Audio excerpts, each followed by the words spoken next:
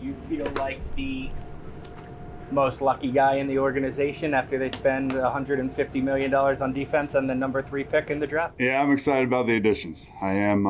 They've all come in here. They're pros. They're working hard. All the free agents we brought in, they've had a significant impact here early. I think just in terms of being a pro, like showing some of our young guys what it takes to be a pro. You feel their leadership out there on the field, in the meeting room. And then, of course, the young guys we drafted. Really excited about those guys as well. How about the upgrades you made in the secondary? How does that change maybe what you guys can do? Yeah, I mean, obviously Adam Debo helps. Got a proven corner in this league. Obviously, he's coming off the leg, but he's been great in terms of that. So, just gives us another piece, right? So, between him, between Tay, between Flop, between Drew, those other guys that are battling it out. Obviously, safety. Dane's been really good for us here early. Like, he's had a really good spring. So finding ways to get him on the field, what he can do for us to help us. But really encouraged about that group. I think Em and Jeff have done a really good job with them, and Pops. They've done a really good job working with those guys, and I'm encouraged about where we're at right now. Shane, how do you walk the line between what you've learned as a coach through the years and what you like to do, what you've seen work with your philosophy versus you bring in a group of players and every year the personnel may shift to the idea of, okay, how do I get further maybe away from what I'm most comfortable with in order to take advantage of the people that we have in the room? Yeah, absolutely. I think that's a big part of coaching. We got to make sure we're doing everything we can to put these guys individually in positions they're most successful at, right? To make sure we're comfortable. Obviously, there's going to be different things within the scheme that you can't always do certain things every single play, right?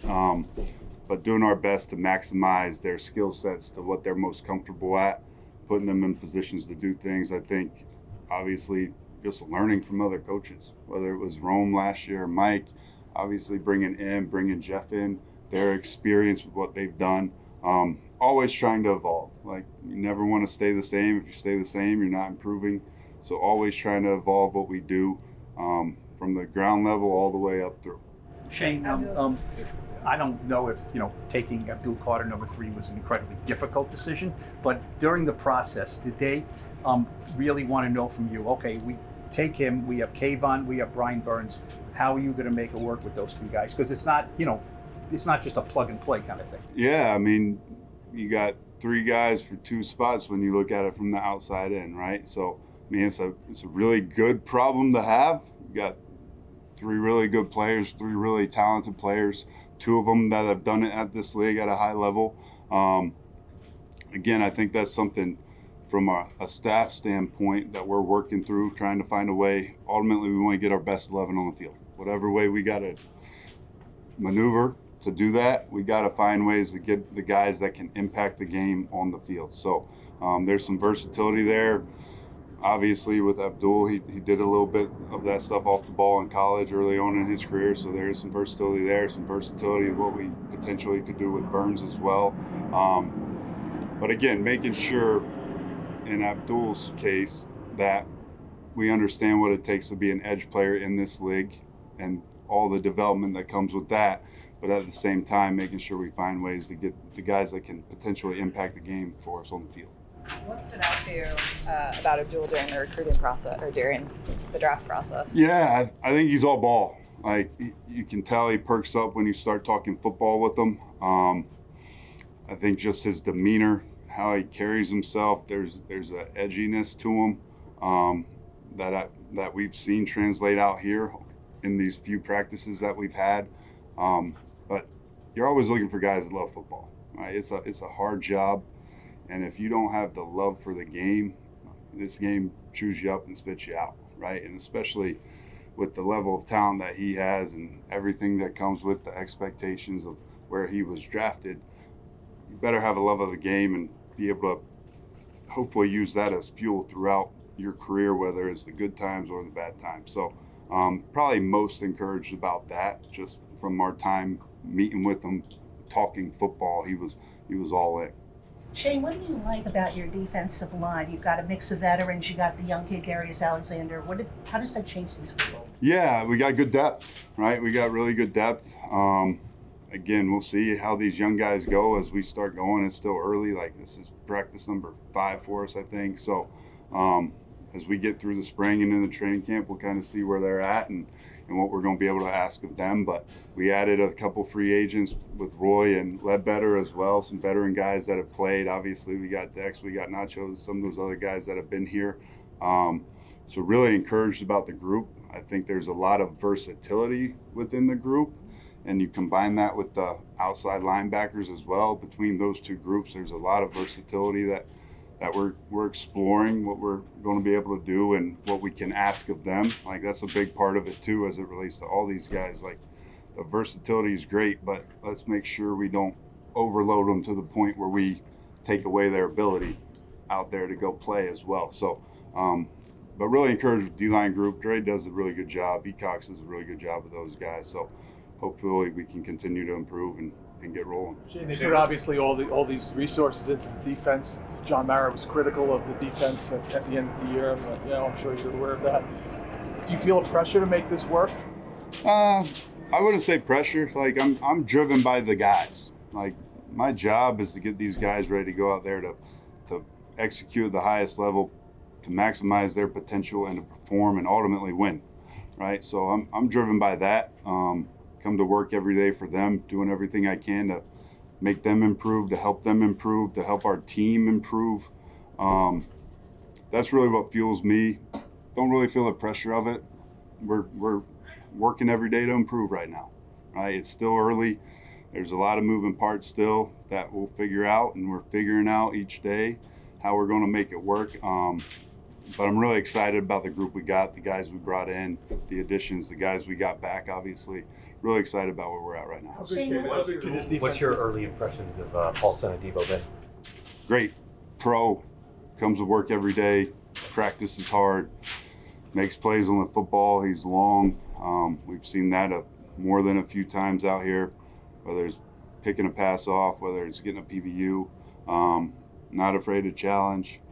I think just for that room, a relatively younger room, like he's been an asset in there as well. Just the experience, the knowledge of what it's been, and again, like coming in, we have high expectations for him, and part of that was the leadership role. Like, we're expecting you to come in here and take on that role and thrive in that role, and hopefully continue to help us to develop some of these younger guys. When you you did a self-assessment, which I'm sure you did, about your first year with the Giants and the defense, what did you say to yourself? What did you like? What did you not like? Yeah, I mean, you go back and look, and I mean, the tail's the tape, right? Like, we got to be better forcing takeaways. Like, we got to get the ball away. 12 of the 14 playoff teams are in the top half of the league taking the ball away.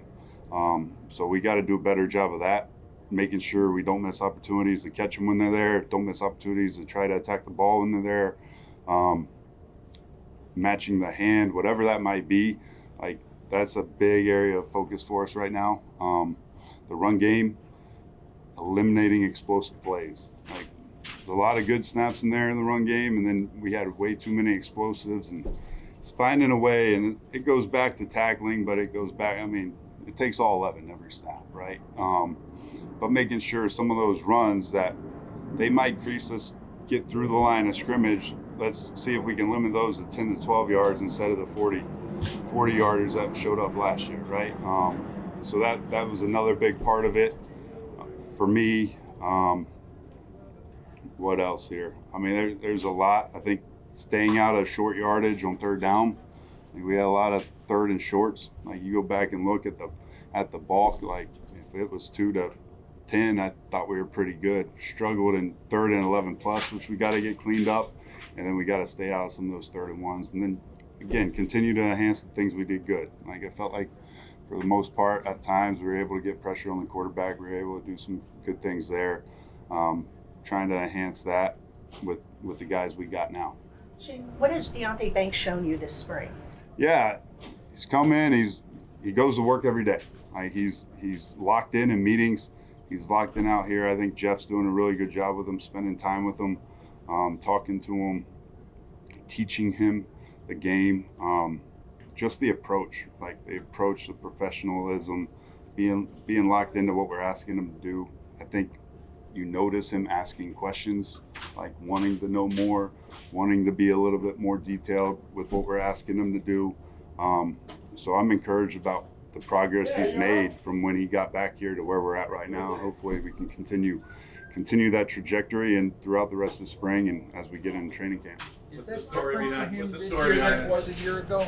Is that different with Tay than it was a year ago, just in terms of approach? Yeah, I mean, I think anytime you're dealing with these younger players, he's going into year 3 now. I think there's dramatic growth every year. Those between year 1 and year 2 and year 3.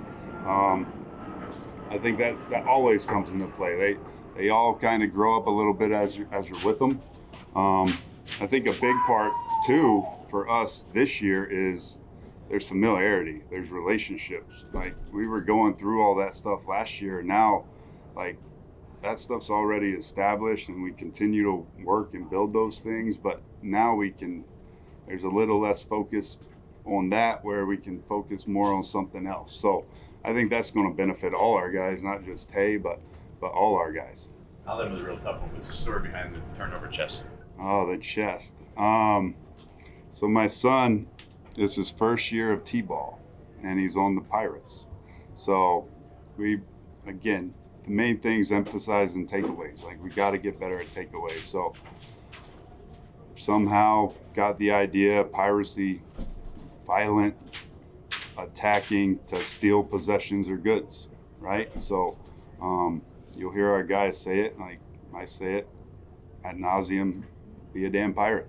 Like we got to find ways to get the ball, and again, you get what you emphasize. So we're making it a priority this year to make sure we find ways to get the ball.